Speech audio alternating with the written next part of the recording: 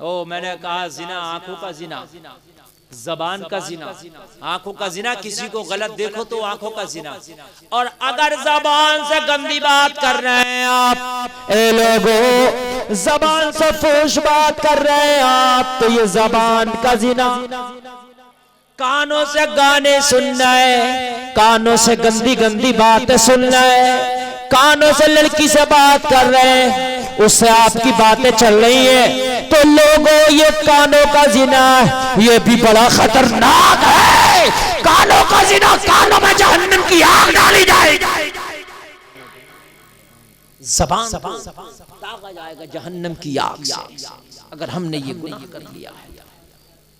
ایک شخص آیا حاضری عرض کرنے لگا، یا آقا میری شادی بھی ہو گئی ہے، میں شادی شدہ تھا مگر مجھ سے زنا ہو گیا۔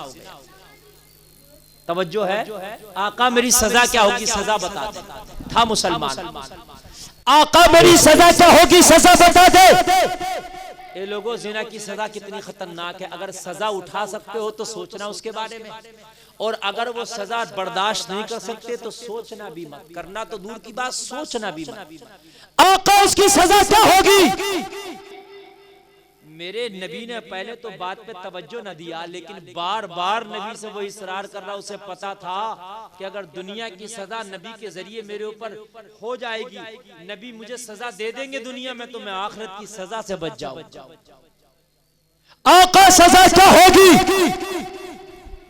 نبی نے فرمایا صحابہ سے، جب یہ سزا ہی چاہتا ہے تو اسے جنگل میں لے جاؤ اور اسے آدھا زمین میں گاڑ کے اس کو سنگسار کر دینا، اس کو اتنے پتھر مارنا کہ جب تک یہ مر نہ جائے۔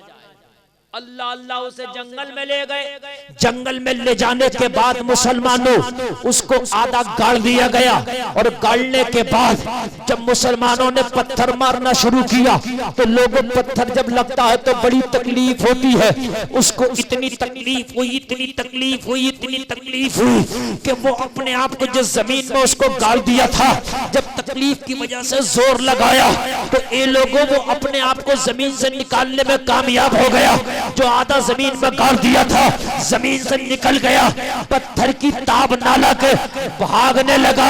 اے لوگوں ذرا غور کرنا، بھاگنے لگا، ہائے توبہ کرنے لگا۔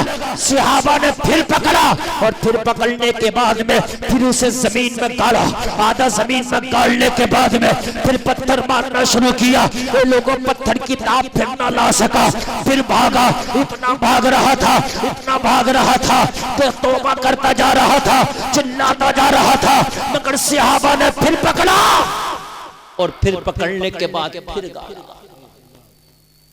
آتا ہے روایت میں کہ 3 مرتبہ پکڑ پکڑ کے زمین میں گاڑا، تینوں مرتبہ سنسار کیا، پھر ایک وقت یہ آیا کہ پتھر کھا کھا کے پھر انتقال کر گیا، ڈھیر ہو گیا، انتقال کر گیا۔ صحابہ کرام واپس آئے، عرض کرنے لگے آقا ہم نے سنسار کر دیا۔ میرے نبی سے عرض کر رہے ہیں آقا 3 مرتبہ، لیکن وہ نکل نکل کے بھاگا تھا۔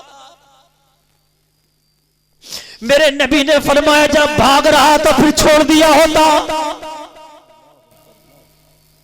کسی نے زانی کے نام سے یاد کر لیا ہوتا، نبی نے فرمایا خاموش، اس نے اتنی سچی توبہ کی ہے، اتنی سچی توبہ کی ہے، اس نے دنیا کے اندر سزا پالی، اگر اس کی توبہ تم سب پر ڈال دی جائے تو سب پر بھاری ہو جائے گی۔ سچی توبہ کی ہے، آج تو ہم توبہ بھی نہیں ہے اور اس کی سزا بھی نہیں۔ اے لوگوں زنا کی سزا بہت خطرناک ہے،